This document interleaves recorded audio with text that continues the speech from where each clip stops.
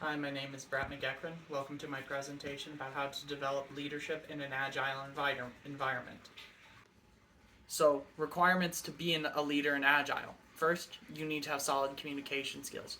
You got to be able to explain to your team members what the task is, how it corroborates to them, and why it's of value.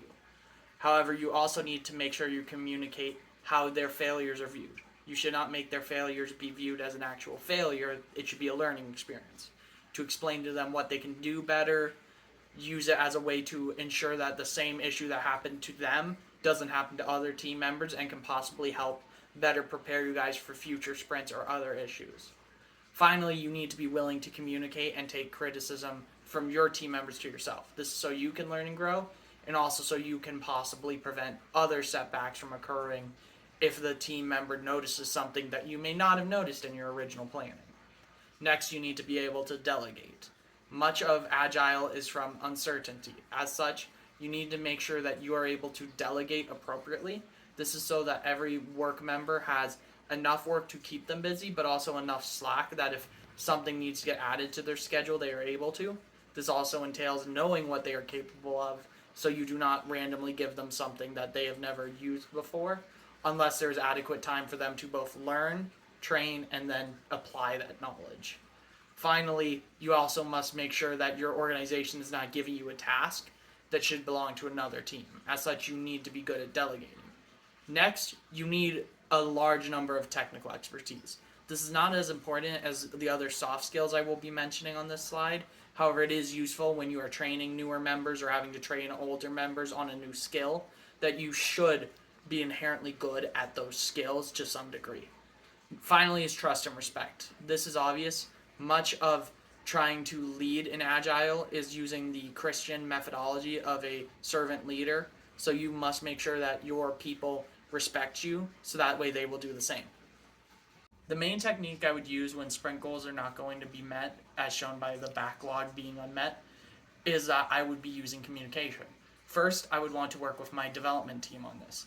This is so that I can learn from them what went wrong, what issues came across, and if any additional training we need to implement a feature. The main idea behind this approach is to try to validate my team's experience, feelings, and try to help them.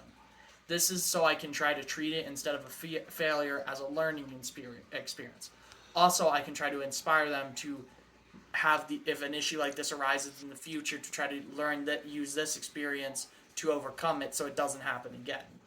Finally, I would also want to learn as much about what happened as possible.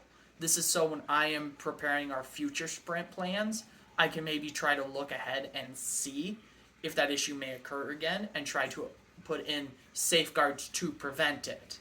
As such, this communication is mainly to try to help assess what happened, figure out ways we can avoid it in the future, and any ways we can try to get back on our scheduled plan. In continuation, after working with my team, I would then approach management and the stakeholders. In this meeting, I would help them to understand why the sprint goals were not met. I would hope to do this by bringing up the issues my team encountered. The main goal of this would be to try to express that I'm taking this issue into account at hand. I'm going to try to factor this into future sprint planning. In these steps, I'm hoping to try to dispel any anger, disbelief, fears that the project won't be completed on time by talking with the stakeholders and management directly to explain what happened and what we are going to do to correct it by taking better precautions in sprint planning, taking better notes, trying to put efforts in place to have more slack or do what we need to not have this happen again. As such, both my meeting with my team, management, and stakeholders will have the main goal of dispelling any hurt feelings, learning from the issues, adjusting plans as needed, and creating ways to mitigate that those same risks and issues will not be encountered again, or if they are encountered, they will not cause the next sprint to be late. So this is my demonstration on how to cultivate successful teams. As you can see by my diagram, first you have to start, which is that black circle surrounded by red emphasizes. And now, as you can see, this diagram is circular in nature after the start point.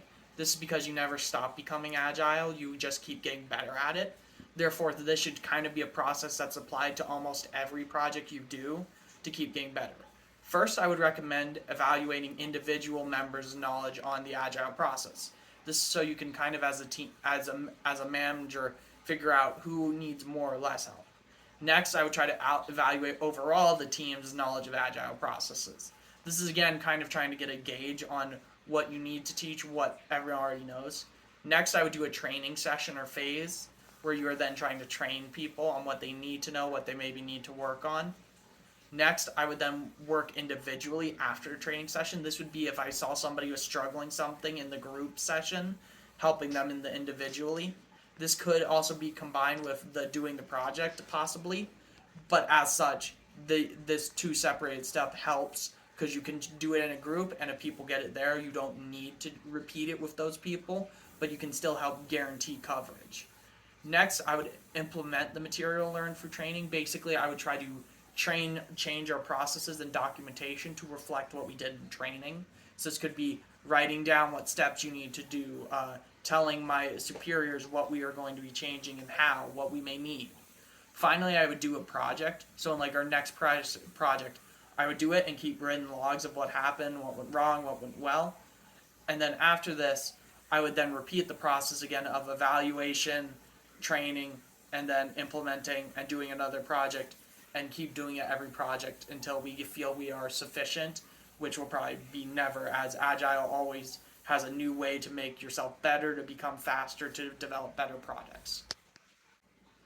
So, to develop human dignity and enrich human flourishing in a Christian worldview in an Agile environment, to value human dignity and enrich human flourishing requires a few steps. First, you need to allow team members to feel that they can make mistakes and learn from them instead of getting in trouble.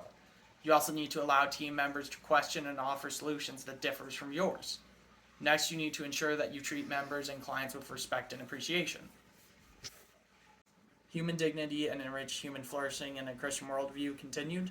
So for each of these points, it enables people to learn and grow. Agile is fundamentally about allowing people to learn and change due to changing environmental factors. As such, mistakes and test runs should be used as learning experiences. Team members should feel as though they can try a hypothesis and not suffer consequences if they are wrong. Also, team members should be respected and valued. As such, leadership should consist of appropriate communication, respect, and the ability for team members to feel empowered to ask questions without fear of repercussions. Human dignity and enrich human flourishing in a Christian worldview continued. As such, this applies to a Christian worldview relatively easily. Jesus taught that we should love and treat our neighbors with respect. For being a leader in an agile environment, this is the advice that is needed. Leaders need to rationalize that people who are lower than them in a hierarchy are still equal to them in dignity.